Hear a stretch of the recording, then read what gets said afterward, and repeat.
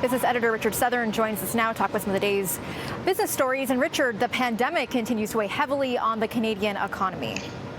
Yeah, it does. We got the May jobs numbers in, Melissa, and they were a little bit worse than what was expected, but certainly not as bad as what we had in April. Remember, in April, we had more than 200,000 jobs lost in Canada.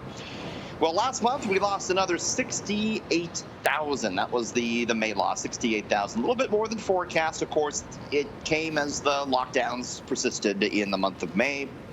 And Ontario losing 32,000 jobs. So a lot of that job loss concentrated here in the most populous province. The unemployment rate ticking just a little bit higher. You know, we've seen women, unfortunately, be hurt much worse than men in the workforce throughout the pandemic. That continued. More women stopped looking for work during the month of May, Stats Canada said. Melissa, despite the losses, economists are hopeful that this is going to turn around in the next couple of months as, of course, the lockdowns ease. And, you know, investors didn't mind this one bit. The TSX today closed at a record high above the 20,000 point mark for the first time ever. Wall Street also close to a record. Investors looked at the disappointing numbers and they thought, well, interest rates are going to remain lower for longer, so stocks went up. Okay, now, is sugar a sin? I certainly don't think so, but Newfoundland and Labrador is introducing a new tax, and this could set a precedent for other provinces to follow.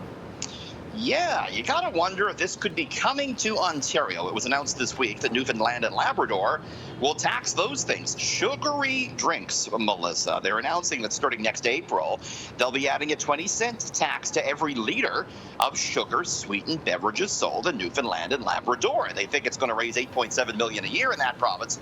Of course, the goal is not to make money, the government says, but to have people drink less of those, consume less sugar. And they said in the long run that could reduce healthcare costs. Economists, though, point out that it's usually the lower income population that's more adversely affected by taxes like these.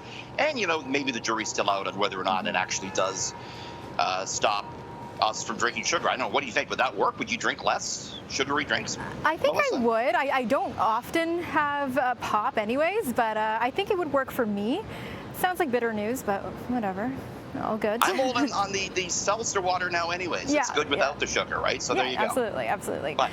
Now, it's been a week full of heavy news, so let's end on a bit of a lighter note here, Richard. Help is on the way for people who can't take their eyes off of their phones. Was that you? It is me, yes. I have two, and I stare at both at the same time. Two? I'm that Why do you addicted. need two phones? Yeah, it's worse than a sugar addiction. Just two phones all the time. She's got two phones, one for each hand, Melissa. You can't, and I still can't get a hold of you for some reason. Anyways, sorry. I got to show you this. I got to show you. This is what they're doing in South Korea. South Korean industrial designer, you can see here, coming up with a solution for the so-called smartphone zombies who walk around and walk into things because they're staring at their phone. It's a little device that straps to your head. It's called the third eye. And what this little gyro-stabilized sensor does is it alerts you if you're coming within 2 meters of an obstacle. It'll start to beep, warning, hey, you're about to walk into something, Melissa. And apparently this could be the next big thing for those who are just glued on their phone all the time. Melissa, we'll have to get you one of those. He definitely looks like a zombie for sure. And I know some people in this city could probably use one of those as well.